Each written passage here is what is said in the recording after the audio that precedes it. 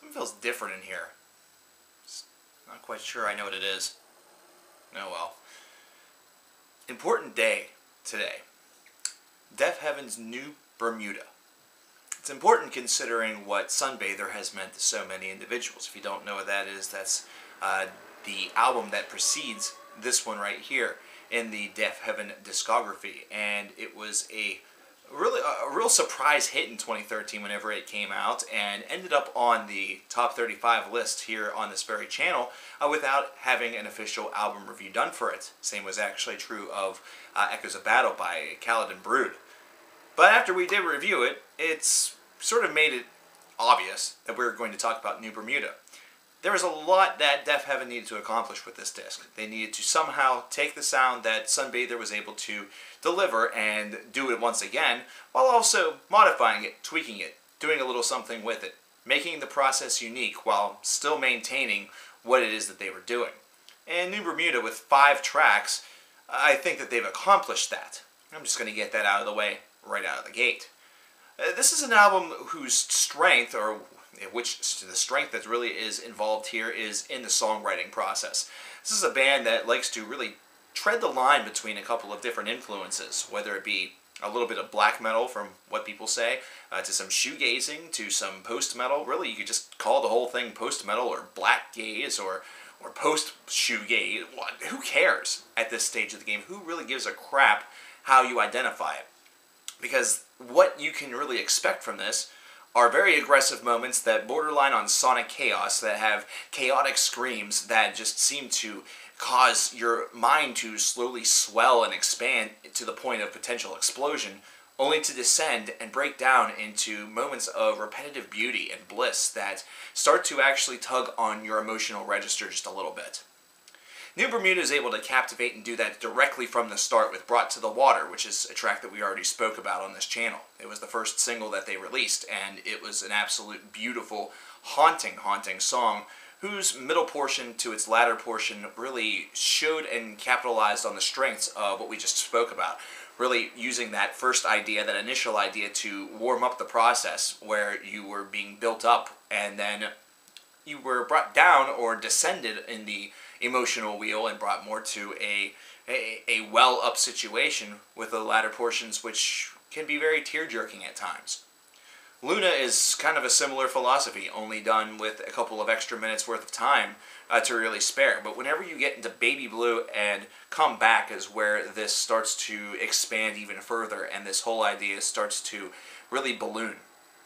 Baby Blue is a track that halfway in seems to deviate and devolve into essentially Deafheaven's version of a Slayer riff, which basically means that it has a really nice thrash sound to it whenever you think about it note by note, but it's done with a very, very slow tempo, very methodical, very precise, and the result and the hypnosis that it kind of breeds is one that captivates. It makes you wonder where the song is going to go next, what this is all going to lead to.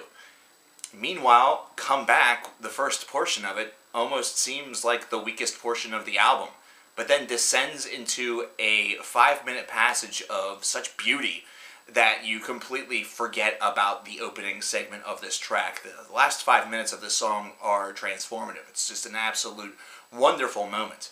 Now you might seem or think that this whole duality idea in songs can sort of be a formula that's figured out pretty quickly and pretty easily, and that's because it kind of is, but that doesn't matter considering the music that is delivered based on that is extremely strong. It seems like all of the musicians really brought their A game with this album, and there is nothing that really feels sort of out of sync.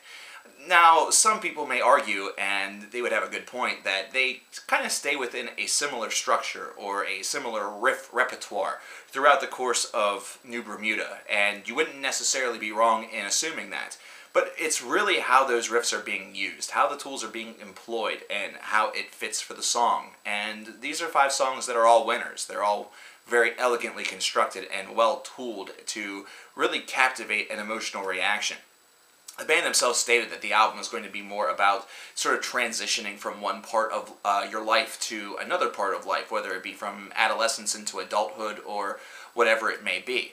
And this is an album that structures very nicely in that setup, considering it sort of showcases the delicate balance between chaos and beauty that really exists within the souls of any individual that's going through this sort of transition. Because after all, an adolescent usually has a little bit more of a rebellious nature or a rebellious part to them. And whenever they reach adulthood, then that's something where they get that concept that you have to sort of look at the bigger picture. Either that or your adulthood is going to end up as a very, very troubled one. Gifts for the Earth is a very important song also, considering it's the second of the two bookends, with Brought to the Water being the first. So Gifts for the Earth has sort of a large task ahead of it, considering the three songs that precede it were all very solid, and is able to follow this up. It takes a little bit more of a different route, very calm. It's more of a cool down track right there at the end, which after processing all that you had with the first four songs is kind of nice to really feel, and feels very necessary.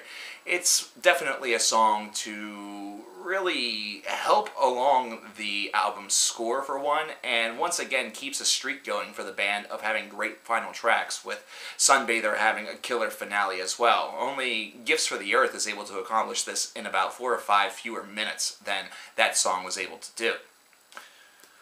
So, what to say about New Bermuda? Deafheaven actually have produced yet another masterpiece. This is a strong and solid album. It's one where if you're fans of bands such as Alcé, you're going to absolutely love this, and you're going to find a little bit of something.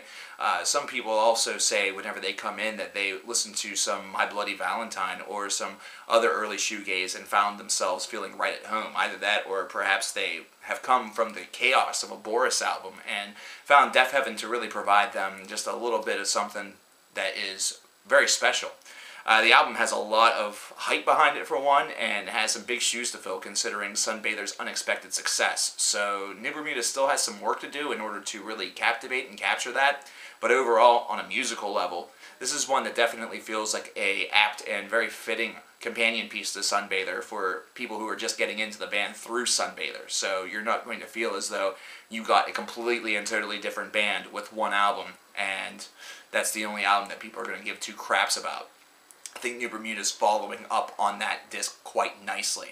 92 out of 100 for this album. Very strong material, 5 tracks that really come together very nicely, float together beautifully, and it's just an overall pristine package. It's very nicely accomplished. But I want to know what you guys think about New Bermuda.